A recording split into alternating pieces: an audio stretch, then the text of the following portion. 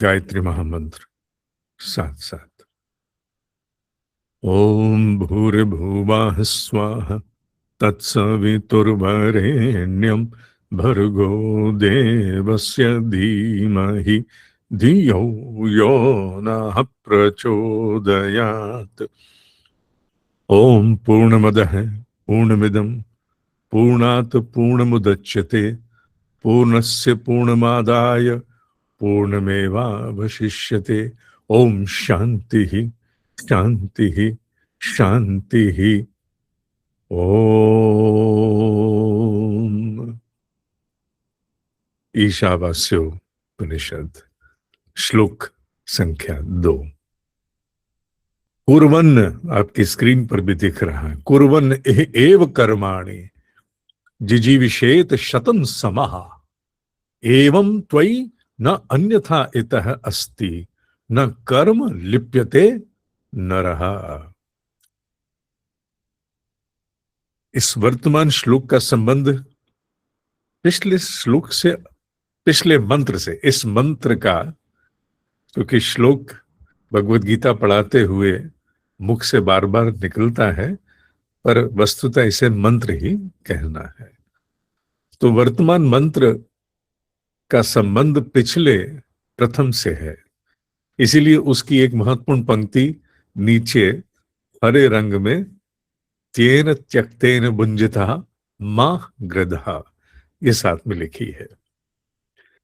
ये श्लोक पढ़ाने से पूर्व की तैयारी करते समय और जब मनन चल रहा था तो एक बड़ा गहरा भाव सामने आया कि ये श्लोक विशेष रूप से उन सभी के लिए है जिन्हें जीवन में बार बार बड़े महत्वपूर्ण निर्णय लेने पड़ते हैं।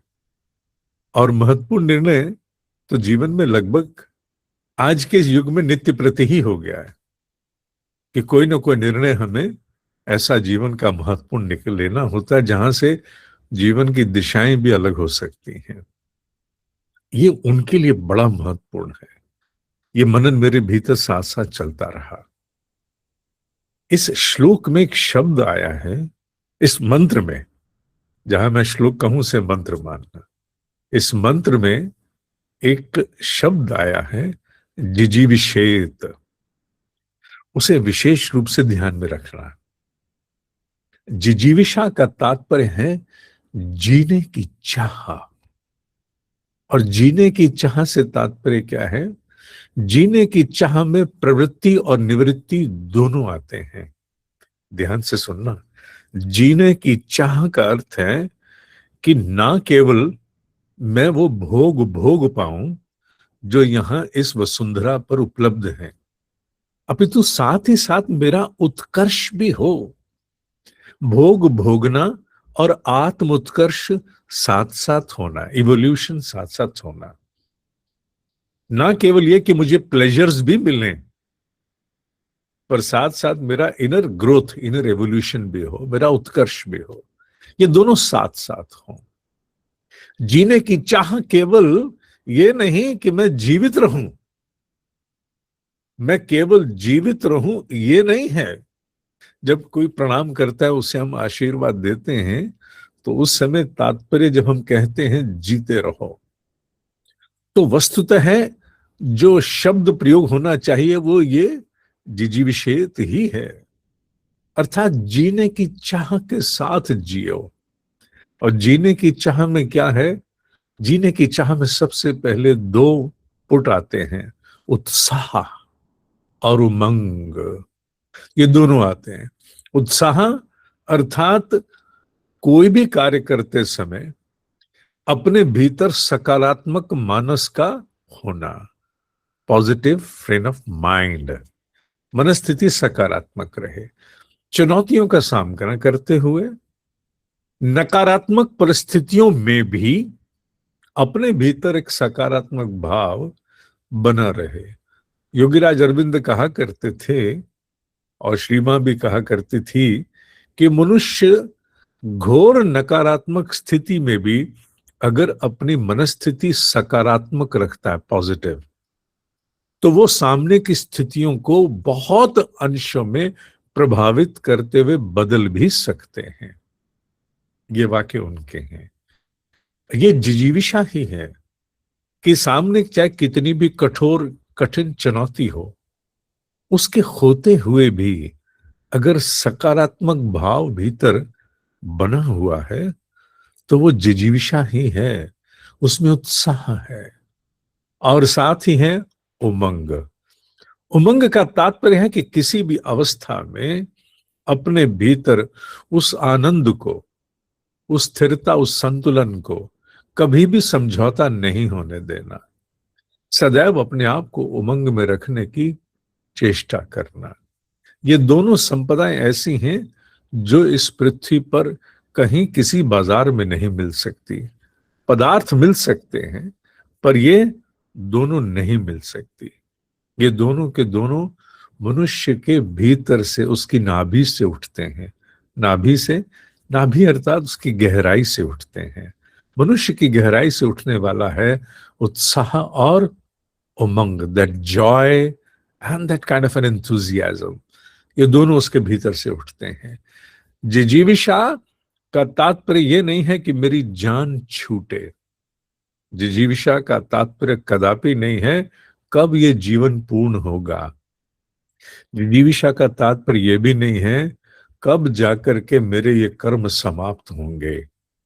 बात सुनने में अटपटी लग रही होगी, क्योंकि जो जब जिस जीवन की कठिनाई में होते हैं, उन्हें उस समय तो जब मृत्यु तुल्य कष्ट मिल रहा हो तो वो यही चाहते हैं कि हम छूट जाएं।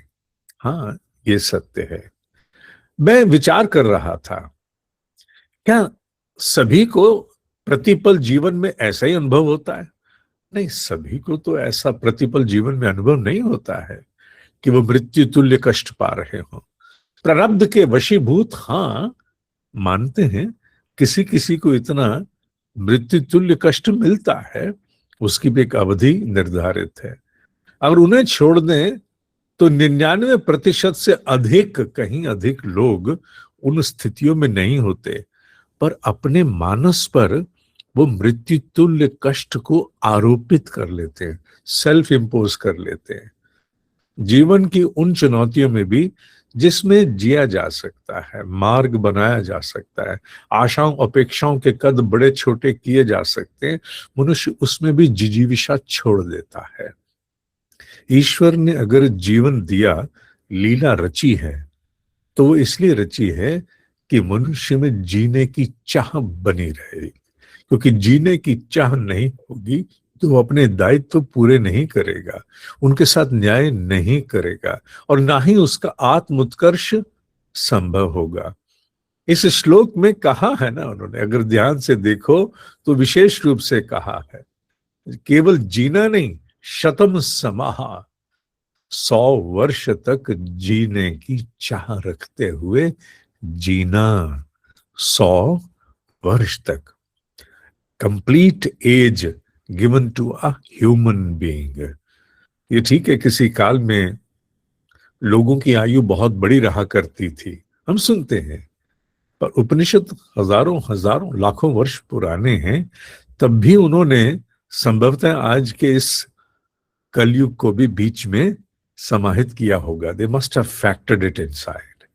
इसीलिए उन्होंने 100 वर्ष की आयु को एक कंप्लीट एज, इस पृथ्वी पर एक पहचान के रूप में आने को उन्होंने बद्ध किया, सीमित किया और लिखा कि 100 वर्ष तक जीने की चाह बनी रहनी चाहिए। 100 वर्ष तक जीने की चाह बनी रहनी चाहिए, ये बहुत बड़ी बात है। ये मनुष्य को पता नहीं क्यों, किस कारण से आंखें बार बार भीग रही क्योंकि श्लोक पर मनन कक्षा से पूर्व ही आरंभ हो गया था। ऋषियों की मेधा को देखते हुए बहुत कुछ भिन्न अनुभव होता है। ये जीने की चाह बनी रहे, ये मर्म था उन ऋषियों की जीवन जीने की उस कला का, जिसे उन्होंने अध्यात्म कहकर, जिसे उन्होंने वेदांत कहकर हमें दिया। वो कदापि नहीं चाहते थे कि हम सब कुछ त्याग करके, छोड़ करके चले जाएं। जो प्रशिक्षण देना था वो प्रशिक्षण कौन सा था? वो वही था, तेन त्यक्तेन भुंजिता माह ग्रदा, अर्थात त्याग पूर्वक भोगना है, अपने आप को इंसुलेट करते हुए भोगना है। तुमने भोग से पीछे नहीं हटना। यह सत्य है कि वासनाओं को भी अगर मनुष्य विवेक के साथ भोगता है तो कर्म बंधन नहीं बनते। संपूर्ण विवेक के साथ वासनाओं को भी, कामना पूर्ति को भी मनुष्य करता है। विषय ध्यान रहे, इसमें विवेक शब्द आया है। ये सब कुछ जिजीविषा की सेवा में है। इस श्लोक में सबसे भारी शब्द, हाथी के पैर में सबका पैर, वो ये जिजीविषा है। क्योंकि मनुष्य को जीवन में सबसे बड़ी समस्या क्या है? वो जी तो रहा है पर जीने की चाह के साथ नहीं जी पा रहा, उत्साह उमंग के साथ नहीं जी पा रहा। ये मनुष्य की समस्या है। वो भोग से न पीछे हट पाता है, न भोग को सानंद भोग पा रहा है।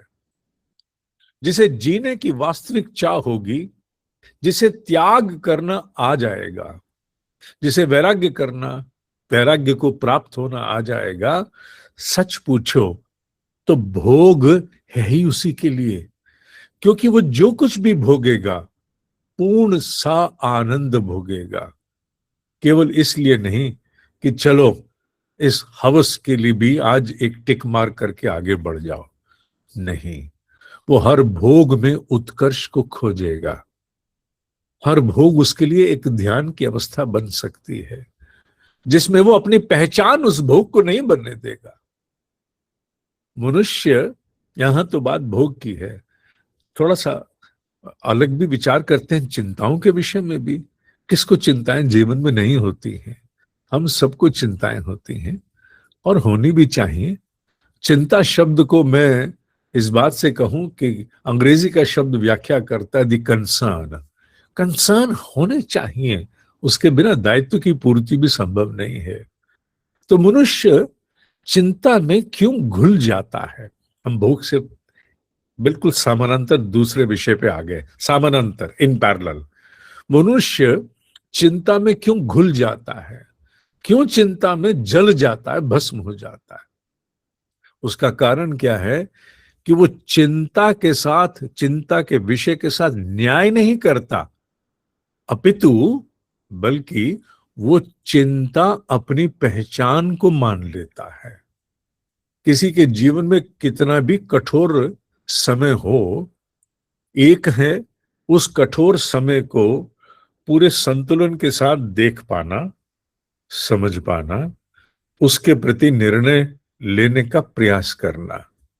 दूसरा है कठोर और कठिन समय में इतना विहल हो जाना, इतना क्रंदित हो जाना, इतना इन डीप स्टेट ऑफ एगनी चले जाना कि वो जो चिंता का विषय है वो मनुष्य की पहचान बन जाए और अग्नि रूप मनुष्य ही भस्म होता रहे। जीवन में वो घटनाएं रेयरेस्ट ऑफ रेयर, अंग्रेजी का शब्द उधार लिया, रेयरेस्ट ऑफ रेयर होती हैं किसी के, जहां मनुष्य अपने आप को समझा ही नहीं पाता। मनुष्य अपने आप को समझा ही नहीं पाता, वो रेयरेस्ट ऑफ रेयर। हर किसी में नहीं, किसी किसी के जीवन में। पर क्या करें उस मनस्थिति का, उस मनोवृत्ति का, जहां वो स्थिति मनुष्य सामान्य चिंता के विषयों में भी प्राप्त करता है। जो भोगने वाले भोग हैं उनको तो वो भोग नहीं पाता ठीक से, चिंताओं का भोग करता है, और चिंता का भोग भी स्वयं को जलाते वो भस्मासुर बन के करता है। ऐसी स्थिति में वो सामने वाली परिस्थिति के साथ कभी भी न्याय नहीं कर पाएगा। क्यों नहीं कर पाएगा? क्योंकि जब चिंता का विषय उसकी अपनी पहचान बन गया तो फिर उसे और कुछ न दिखाई देता न सुझाई देता। ध्यान में हम गहराइयों में जाके कहते हैं ना, और कुछ न दिखाई दे न सुझाई दे। चिंताग्रस्त व्यक्ति भी एक प्रकार के ध्यान में ही होता है, जहां उसको चिंता का विषय और कुछ ना दिखाई देने देता, न और कुछ सूझने देता। वो चिंता में ही आहूत होकर भस्म होता रहता है। वहां किसकी बलि चढ़ती है? जिजीविषा की, जीने की चाह की, जिससे 100 वर्ष इस प्रकार जीने की आशा करते हुए ऋषियों ने प्रेरणा दी। वो व्यक्ति अपने जीवन की आयु जितनी भी है, अगर वो प्रतिदिन स्तर पर जीवन के छोटे मोटे विषयों को लेकर के चिंताग्रस्त होकर स्वयं को भस्म करता रहेगा, तो वो उसमें जिजीविषा तो कभी आई ही नहीं। उसका तो टाइम ही कटा, बड़ी मुश्किल से कटा, बहुत फंस करके निकला, वो जी ही नहीं पाया। जहां 99.9% को पूर्ण मुक्त रूप से कहा गया कि प्रारब्ध बड़ा सीमित है, बाकी तुम जियो जैसा जीना चाहो, पर उन्होंने तो 0.1% को ही इतना बड़ा कर दिया कि वो बहुत मर मर के जिए, हर छोटे विषय पर, जिसे बड़ी स्पष्टता से देख करके आगे बढ़ा जा सकता था, जिस पर ठीक से निर्णय लेकर समय निकाला जा सकता था, उसे भी हमने सब कुछ उस पर बलि चढ़ा दिया, न्यौछावर कर दिया। ये सब प्रशिक्षण किसके लिए है? ये सारा प्रशिक्षण एक कर्म योगी के लिए है। उस कर्म योगी के लिए जिसको अपने जीवन के सामान्य निर्णयों से, जिसे अपने जीवन के सामान्य कर्मों के माध्यम से उस मोक्ष पद को प्राप्त करना है, जहां पहुंचकर जीवात्मा 24/365 शक्तियों से संपन्न होकर के सक्रियता से कार्य करती है। मोक्ष का तात्पर्य छुटकारा नहीं है, छुटकारा है छोटी अवस्था से, वहां अवस्था से जहां सीमाएं हैं क्षमताओं की, और बड़ी अवस्था को प्राप्त होना, बड़ी क्षमताओं को प्राप्त होने के लिए उसे कहते हैं मोक्ष। मोक्ष का तात्पर्य कभी भी कोई भी समझाने का प्रयास करे जल्दी से मानना नहीं। तुम क्या सोचते हो, वो ब्रह्म ऋषि जिन्हें आज हम इतना मानते हैं, जिनकी क्षमताएं अतुलनीय हैं, क्या वो अपनी जान छुड़ा के चले गए? क्या उन्हें जीवन के टंटे और प्रपंच इतना त्रस्त करते थे कि उन्हें बस छूटना था, छूट गए? कदापि नहीं। वो कार्य क्षमता की, अपनी परफॉर्मेंस और कैपेबिलिटी की ऐसे स्तर को प्राप्त हो गए जहां उन्हें शरीर के बंधनों की आवश्यकता नहीं, प्रतिपल वो सक्रिय रह सकते हैं। 24/365 remain active with full vigour, पूरे उत्साह उमंग के साथ। उसे कहते हैं मोक्ष पद प्राप्त जीवन मुक्त आत्मा। जीवन मुक्त आत्मा, ये जीवन मुक्त आत्मा होने का प्रिस्क्रिप्शन है। डॉक्टर प्रिस्क्रिप्शन लिखता है ना, तो मनुष्य के जीवन के लिए कर्म योग रूपी ये प्रिस्क्रिप्शन लिखा गया श्लोक कि 100 वर्ष तक जीना है इसी प्रकार, और ऐसे जीवन जीने से कर्म नहीं बांधेंगे। क्योंकि मनुष्य को तो ये लगता है ना कि हर क्रिया की प्रतिक्रिया, हाँ है, बिल्कुल है। और यहां इस मंत्र में, श्लोक को फिर मंत्र मानना, इस मंत्र में स्पष्ट किया कि इस प्रकार कर्म करने से कोई बंधन निर्मित नहीं होगा। तुम भोग भी कर्म बंधनों से मुक्त होकर के भोगोगे, क्योंकि अगर तुमने उसको पहचान नहीं माना। इसीलिए मैंने हरे शब्दों में, ग्रीन वर्ड्स में नीचे अलग कर दिया जिससे वो दिखे। पहले मैं लाल रंग से लिखना चाहता था, वो आ नहीं रहा था। फिर मैंने कहा ऐसा रंग हो जो स्पष्ट होकर तुम्हें उभर कर दिखाए, इसलिए मुझे रखाना पड़ा। पृथ्वी तत्व का रंग हमें लाना पड़ा। क्यों? क्योंकि इसमें उन्होंने उस मर्म को दिया, तेन त्यक्तेन। इसे याद रखना है, इसके बिना जिजीविषा नहीं है, जीने की चाह का इसके बिना कोई मर्म नहीं सदने वाला। इसके बिना तो बस मनुष्य चिंताग्रस्त होकर के, दुखी होकर के जाएगा कि सभी भोग भोगते हुए भी अपने आप को आसक्त नहीं होने देना, पहचान से ऊपर रहना। मैं एक बात पर मनन कर रहा था, और वो मनन में चारों ओर देख के कर रहा था। जो कुछ हम सुनते हैं, जिन विषयों के बारे में हम जानकारियां समाचारों से प्राप्त करते हैं, अब तो वीडियोस के माध्यम से भी बहुत कुछ ज्ञात होता है, आसपास भी देखते हैं, तो हम देखते हैं कि सबसे बड़ी असुरक्षा किन लोगों को होती है? जिनके पास बहुत कुछ होता है, जिनके पास बहुत धन है, वो सबसे अधिक असुरक्षित अनुभव करते हैं अपने आप को। जिनके पास बहुत शक्ति होती है, वो अपने आप को बड़ा असुरक्षित अनुभव करते हैं। जिनके पास बहुत बल है, चाहे वो जनबल के रूप में हो, किसी बल के रूप में भी हो, वो अपने आप को बहुत असुरक्षित अनुभव करते हैं। अर्थात जहां किसी भी बल का प्रचंड वेग होगा, प्रवाह होगा, बहुत कुछ होगा, इनसिक्योरिटी भी वहां सबसे अधिक होती है। क्यों? होने नहीं चाहिए। जेब में 100 रुपया ना हो जिसके, तो वो ये कहेगा 100 रुपया तो जेब में हर समय रहना चाहिए, कम से कम जीवन की ये असुरक्षा समाप्त हो जाए कि अगले 2 समय का भोजन तो है ना, इतना तो है। वो कभी कल्पना में नहीं कर सकता कि जिसकी जेब में अगर 1 लाख करोड़ रुपया भी है, तो उसे भी असुरक्षा उससे 100 रुपए ना होने वाले से कई गुना अधिक होगी। क्यों? जिसकी जेब में 100 रुपया नहीं है, उसकी असुरक्षा पहचान की नहीं, भूख की है। वो चिंतित हो सकता है, पर उतना नहीं। वो फिर भी कुछ ना कुछ अपने आप को समझा सकता है। पर जिसके पास 1 लाख करोड़, अथवा जिसके पास बड़ी शक्ति है, बहुत शक्ति, लॉट ऑफ पावर, उसकी असुरक्षा, इनसिक्योरिटी बहुत अधिक है। क्यों? क्योंकि उसकी शक्ति अब उसकी पहचान बन चुकी है। उसके लिए वो आइडेंटिटी क्राइसिस है। अच्छा, can power become an identity crisis? It is the crisis of identity. ये मनुष्य के अहम आकार की असुरक्षा का सबसे बड़ा कारण बनता है, क्योंकि उसे इसी बात का प्रतिपल भय खाता है, इससे कहीं मैं नीचे ना चला जाऊं, इससे कहीं मैं नीचे ना हो जाऊं। जिजीविषा उसे प्राप्त होती है।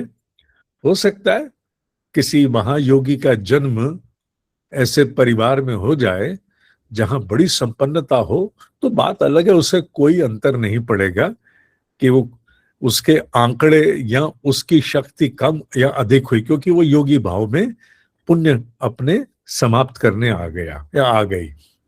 बाकी बाकी बड़ी असुरक्षा को व्याप्त होते हैं। सच पूछो तो जहां महाशक्तियां हैं, पृथ्वी की बात हो रही, वहां बहुत बड़े स्तर की असुरक्षा भी रहती है।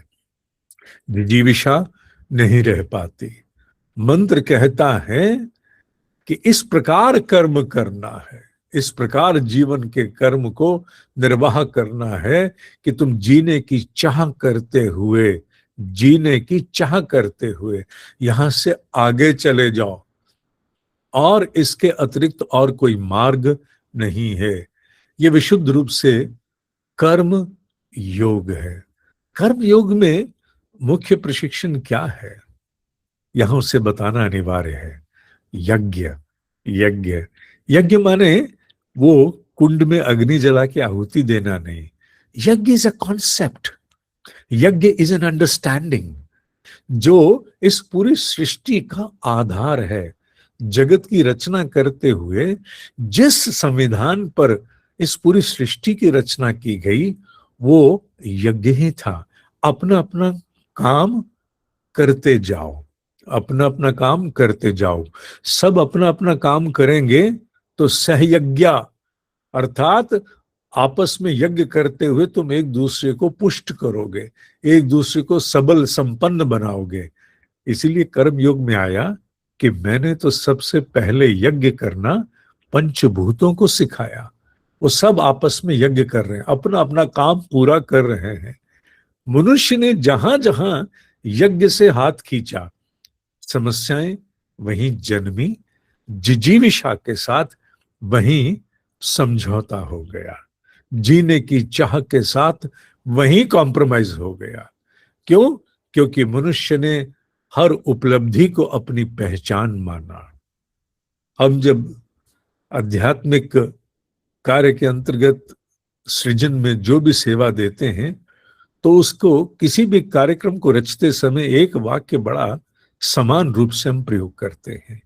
वो क्या प्रयोग करते हैं कि जब इसे आरंभ किया था तो हमने अपनी नाक काट दी थी, और नाक काट करके हमने अपनी नाक की जगह ईश्वर की नाक लगा दी थी। क्यों लगाई थी? अपनी वाली को सुरक्षित कर लिया था कि मेरी ना कट जाए। मेरी नाक कट गई तो मैं फिर दोबारा प्रयास करने योग्य बचूंगा कि नहीं बचूंगा पता नहीं। हो सकता है कि मैं उसे अपनी पहचान पर आघात ले लूं और मैं कहूं नहीं, मैं नहीं कर सकता। और अगर नाक ईश्वर की होगी तो 100 बार भी कटेगी, उसकी कटेगी, मेरी तो थी नहीं। मैंने तो अपनी नाक को पहले ही समझदारी से उतार के जेब में रख लिया था। इसलिए रख लिया था, अगर कटेगी, चपटी होगी, कुछ होगा, इसकी होगी ना, क्योंकि हम तो इसके लिए काम कर रहे हैं। जब काम इसके लिए कर रहे हैं तो फिर हमारी कटी क्या? नाक कटने का तात्पर्य सफलता, असफलता, समस्या, जहां कुछ भी सामने नहीं दिखाई देता, और इसको जीने की पूरी चेष्टा अपनी पूरी सामर्थ्य के साथ की है कि कोई भी, चाहे वो आयोजन हो, कार्यक्रम हो, योजना हो, उसे इसी भाव से किया कि मेरी तो नाक है ही नहीं, कटेगी तो उसकी कटेगी। और जहां कहीं कोई सफलता, असफलता, सफलता मिली तो नाक उसकी लगी है, वो उसी की है, मेरी तो नाक जेब में पड़ी। और असफलता वो उसकी है, मेरी नहीं है। अपने जिजीविषा पर समझौता नहीं होने दिया। ये कर्म योग है बेटा। इसी कर्म योग के द्वारा मनुष्य आगे जाता। इसी का तो प्रशिक्षण है जो ऋषियों ने बलि वैश्व यज्ञ, इस पूरे विश्व के लिए अपने सत्कर्मों की बलि देना, माने offer them as an oblation, उसे अर्पित करना, बलि देते हुए। बलि शब्द का तात्पर्य किसी की हत्या नहीं है। बलि का तात्पर्य है अपने पुरुषार्थ से कमाई गई कोई भी संपदा, any kind of wealth. Wealth केवल रुपया तो नहीं होते ना, ज्ञान वेल्थ नहीं है क्या? संपर्क वेल्थ नहीं है क्या? प्रभाव वेल्थ नहीं है क्या? अपने द्वारा कमाई गई कोई भी पुरुषार्थ से संपदा, उसका अंश जन कल्याण के लिए अर्पित करना बलि है। अब क्या करें, जब मनुष्य के पास पुरुषार्थ से कमाई हुई संपदाओं की कमी होने लगी तो उसने फिर पशुओं की गर्दन देनी आरंभ कर दी। अन्यथा कहीं से कहीं तक इसका तात्पर्य बलि नहीं है। विश्व के कल्याण के लिए बलि देना, जिसका प्रशिक्षण बलि वैश्व यज्ञ था कि 5 प्रकार की बलि नित्य प्रति देना। और वो क्रिया नहीं भाव था, वो क्रिया नहीं भाव था। पितृ यज्ञ, नृ यज्ञ इत्यादि जैसी जो 5 आहुतियां दी जाती थी, वो सारी की सारी जीवन आचरण में समाहित की गई आहुतियां थी कि मेरे सत्कर्म के द्वारा, चाहे मैं दुकान की गद्दी पर, फैक्ट्री में, ऑफिस में, किसी अवस्था में भी कार्यरत हूं, क्योंकि कर्म योग की उपासना प्रातः उपासना स्थली पर बैठकर नहीं होती है। कर्म योग की उपासना तो तब होती है जब हम पूरी इंद्रियां बहिर्मुखी करके, when we are absolutely exteriorized, extrovert, अंग्रेजी का शब्द चुन लो, बहिर्मुखी होकर के जब हम जीवन को सक्रियता से जीते हैं तो उसे कहते हैं कर्म योग। तो कर्म योग में कैसे बलि वैश्व यज्ञ की 5 आहुतियां मेरी प्रतिक्रियाओं में आए, वे आई रिस्पॉन्ड, उसे बलि वैश्व यज्ञ कहा गया। उसे करते हुए मुझे 100 साल तक जीना है, और मैं बंद ना जाऊं, आसक्त ना हो जाऊं, इसके लिए मुझे ध्यान इतना रखना है, काम सारा करना, आइडेंटिटी नहीं मानना। क्योंकि जहां मैंने उसे केवल एक आइडेंटिटी तक सीमित कर दिया तो बहुत मुमकिन है, संभावनाएं अत्यधिक हैं कि मेरी आइडेंटिटी पर कहीं कोई चोट लगी या कोई उपलब्धि प्राप्त हुई, मेरी नाक प्रभावित हुई, नाक दो प्रकार प्रभावित होती है ना, या नाक कट सकती है या नाक अपने वास्तविक आकार से कहीं लंबी हो सकती है। और जब आपकी नाक ये 1.5-2-2.5 इंच से ऊपर, 2.5 इंच तो अधिक हो गया होगा, 1.5-2 इंच से ऊपर अगर मान लीजिए 10 फुट तक चली गई तो आपका तो समाज में निकलना कठिन होगा, घर में भी नहीं जी पाएगा व्यक्ति। क्यों? क्योंकि अगर 10 फुट की नाक हो किसी की, जस्ट इमेजिन 10 फुट लंबी नाक हो, तो मैं तो घर में भी नहीं घूम सकता, क्योंकि 10 फुट का मतलब है कि कमरे के बीच ऐसे स्थान पर खाली होना जहां कोई अलमारी भी ना है। इतने बड़े बड़े कमरे तो हमारे पास नहीं है भाई। ड्राइंग रूम में फिर भी मान सकते हैं, कहीं कोई जगह थोड़ी मिल जाए। बेडरूम में वॉशरूम कहाँ से लाए इतने बड़े? और फिर जिनके घर लिफ्ट इत्यादि के साथ ऊपर नीचे आना है, वो तो लिफ्ट में प्रवेश नहीं कर सकते, वो कहीं भीड़ में जा ही नहीं सकते। उन्हें तो भी सारा जीवन किसी खुले आकाश के नीचे पार्क में बिताना पड़ेगा, कि खुले बड़े पार्क में। और फिर यह भी ध्यान रखना पड़ेगा कि पास में से कोई वॉक करता हुआ ना चला जाए। क्यों? मेरी नाक 10 फुट की है, छू गया तो मैंने मर्म को दिया है। इस मर्म को तुम इस कल्पना के साथ समझ कर अपने आप को समझा सकते हो कि क्या कहा गया है। उपनिषद ने जान छुड़ाने के लिए प्रेरित नहीं किया। उपनिषद ने कहा है अपना सर्वस्व झोंक दो। फुटबॉल की गेम कोई 2 दिन या 5 दिन नहीं चलती है, या पूरा दिन नहीं चलती। फुटबॉल की गेम मुझे इस दृष्टि से या हॉकी की गेम इस दृष्टि से बहुत अच्छी लगती है कि बड़े कम समय में मनुष्य अपना सर्वस्व झोंक देता है और सर्वस्व झोंक करके खेलता है। ये तो एथलेटिक्स में भी होता है, पर वहां कई बार एकाकी मनुष्य को चलना पड़ता है। फुटबॉल और हॉकी जैसी जो खेल है, और भी ऐसे खेल है, वहां एक समूह के रूप में जुट करके काम करना है। और जीवन हम समूह के रूप में आपस में जुटकर काम करते हैं। वहां अगर प्रतिस्पर्धा भी है तो वो भी सामूहिकता के स्वरूप में है। कंपटीशन भी है तो इन अ कलेक्टिव फॉर्म।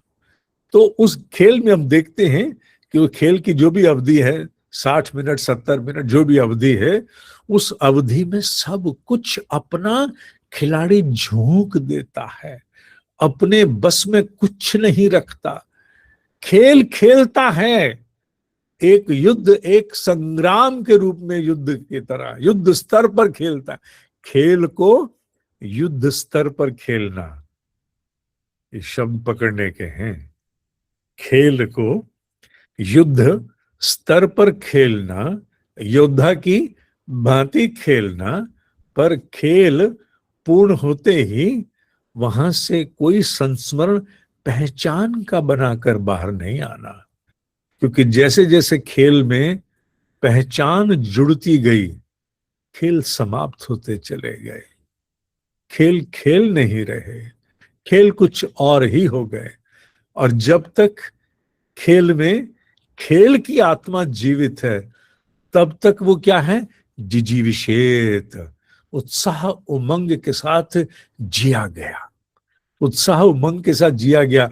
हारे या जीते, मैदान से बाहर हंसते हुए, ठहाका मार के हंसते हुए बाहर निकले।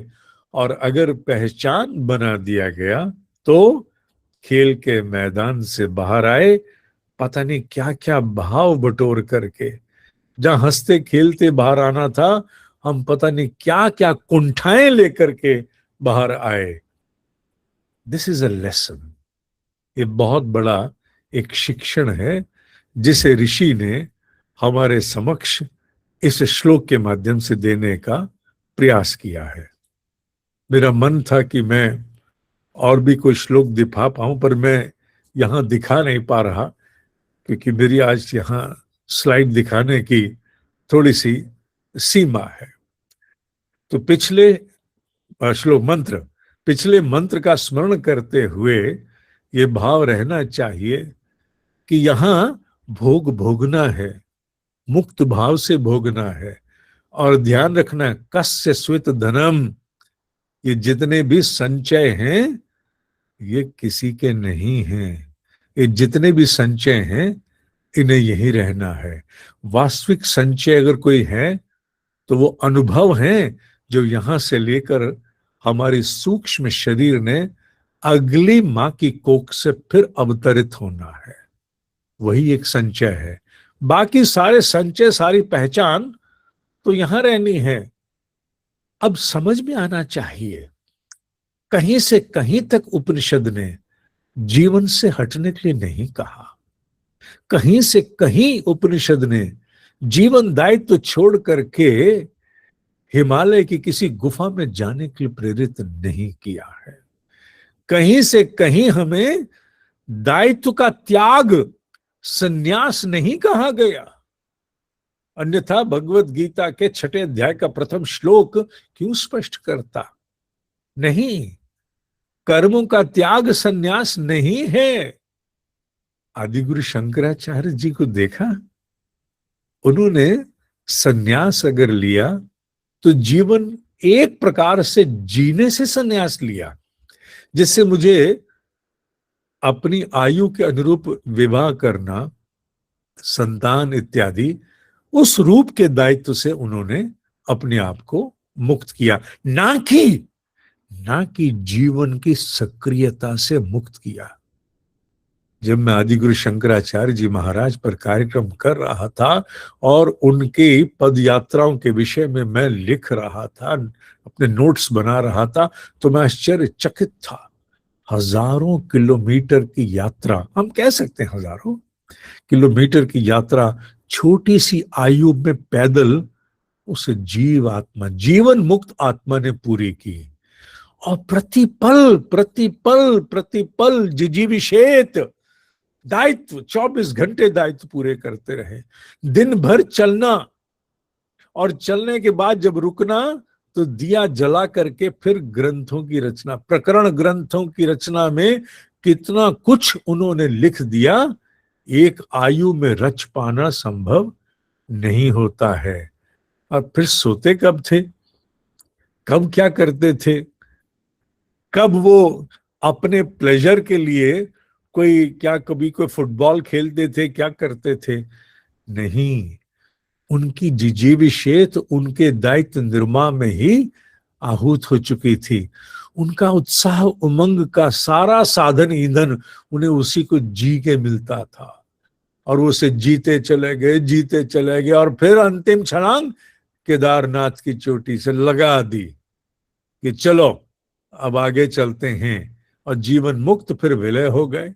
फिर कभी किसी अन्य काल में अवतरित होने के लिए हुए भी, इसमें कोई संदेह नहीं।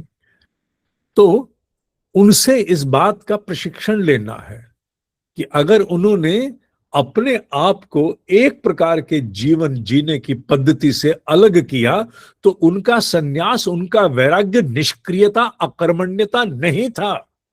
It was absolutely intense activity, इतनी इंटेंस एक्टिविटी जिसके लिए उन्होंने अपने आप को बाकी बातों से मुक्त कर दिया, जिससे मुझे किसी और बात के लिए चिंतित नहीं होना पड़े, मुझे और कोई भाव नहीं आए कि मेरी उपस्थिति आज वहां अनिवार्य है, मुझे बच्चों की पीटीएम में भी जाना है, इत्यादि इत्यादि। उन्होंने अपने आप, क्योंकि पूर्ण सक्रिय होना था। तो जिस किसी को भी लगता है कि मैं इस जीवन से निष्क्रिय होकर के सुख पाऊं, जी जाऊं, तो वो अपने लिए एक सशक्त भ्रम को पाल रहे हैं। अगर जीवन में उत्कर्ष होगा, मोक्ष पद की प्राप्ति का अधिकारी कोई बनेगा, तो इस जीवन को पूर्ण संपूर्ण दायित्व निर्वाह करते हुए, भोग भोगते हुए ही होगा। पर भोग भोगते हुए आसक्त नहीं होना, पहचान नहीं बनने देना, 100 साल तक पूरे उत्साह उमंग के साथ जीने की चाह करना, हर दिन को एक नया अवसर मानते हुए, हर रात्रि को अलग निर्माण की प्रयोगशाला मानते हुए, दिन और रात दोनों को आत्म उत्कर्ष और आत्म निर्माण की प्रयोगशाला मानते हुए जीना, हर स्थिति में संतुलन को बनाने की चेष्टा करना, वो स्थितियां जीवन में rarest of rare, rarest of rare, rarest of rare आती है जहां सब कुछ हाथ से चला जाता है। मनुष्य हेल्पलेस, अंग्रेजी का शब्द, असहाय हो जाता है। पर वो स्थितियां रेयरेस्ट ऑफ रेयर है। मैं बड़ा व्यवहारिक होके बोल रहा हूं, पर बाकी का जीवन 99.9% उस पर तो सर्वाधिकार सुरक्षित है, सर्वाधिकार मनस्थिति पर सुरक्षित है। तो ये मंत्र हमें अपनी मनस्थिति के सर्वाधिकार सुरक्षा की बात करता है, हमें स्व प्रभुता संपन्न बनाने की बात करता है। भोगना है त्यागते हुए, अनासक्त भाव से, हर भोग को भोगना है, भोग से पीछे नहीं हट, मर्यादित, मर्यादित, मर्यादित 3 बार कहा। मर्यादित भोग भोगना है। पदार्थ के भोग से मुंह मोड़ने से, तुम सोचो विषय वासनाओं से कोई मुक्त हो सकता है? अगर कोई सोचता है तो उससे बड़ा कोई व्यक्ति मूर्ख हो नहीं सकता। विषय वासनाओं से मुख मोड़ करके मुक्त नहीं हो सकते, कदापि नहीं हो सकते। वो अंतर जगत में कल्पनाओं के माध्यम से पूर्ति खोजेंगे। बाहर से कुछ भी आडंबर रच दिया जाए, अगर वो मन में चल रही है तो वो अपवित्रता कर्म बंधन बनेगी। से कहीं अच्छा है मर्यादित स्वरूप में भोग भोगो, पर पहचान ना बनने दो उसे, उसकी पूरी चिकनाई को, उसकी चिकनाई को। बहुत से लोग चिकनाई वाला पदार्थ खाने के बाद गर्म पानी में थोड़ा सा नींबू डाल के पीने का प्रयास करते हैं कि जिससे चिकनाई का प्रभाव समाप्त हो जाए। तो वो क्या करते, वो चिकनाई वाले पदार्थ का सेवन किया तो उसमें तेन त्यक्तेन, त्याग को, और साथ ही साथ आसक्ति को, किसकी, जो चिकनाई थी, घी था, उसकी आसक्ति को त्यागते हैं। किससे? गर्म पानी, गुनगुने पानी और नींबू डाल के पीने से। कुछ ऐसा ही भाव रूप भी करना है कि भोग सारे भोगे जाए मर्यादित, पर मुक्त रहते हुए, पहचान नहीं बने। डगर कठिन है पनघट की, सदा रही सदा रहेगी, पर मर्म समझो। ऋषि तुम्हें ये नहीं चाहता तुम उत्साह का त्याग करके मुंह बना करके बैठे रहो, रोते रोते जीवन जी जाओ। नहीं, ऋषि चाहता है कि तुम जुटो पूर्ण सक्रियता के साथ, उत्तिष्ठ जागृत। ये भाव ऋषि का है, जिसे स्वामी विवेकानंद ने एक गूंज बनाकर आकाश में छोड़ा था। आज के लिए इतना ही।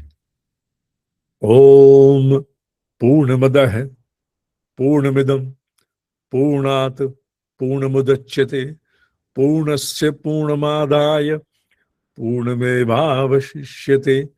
ओम शांति ही शांति ही शांति ही। अंतिम भाव। ज्ञान ऋण के लिए बहुत से लोग मेल डाल रहे हैं। ज्ञान ऋण जिन्हें देना है वो इस पूरे अध्ययन को पूरा करें, उसके उपरांत पूछें ईमेल के द्वारा। नीचे ईमेल दी गई कि कहां किस प्रकार हम दे पाएंगे। अभी पहले अध्ययन पूरा करो। अध्ययन पूरा होने से पूर्व मैं अगर उसे प्राप्त करता हूं तो मेरे पास अधिकार नहीं। 1-2 व्यक्तियों ने देने का प्रयास भी किया, दिया भी, पर मैं उसे रोक नहीं पाया क्योंकि वो दे चुके थे। पर अन्यथा मुझे अधिकारी बनने दो, उसके बाद पूछ लेना। ठीक है। ओम ही सत्य है, ओम ही सत्य है, ओम ही सत्य।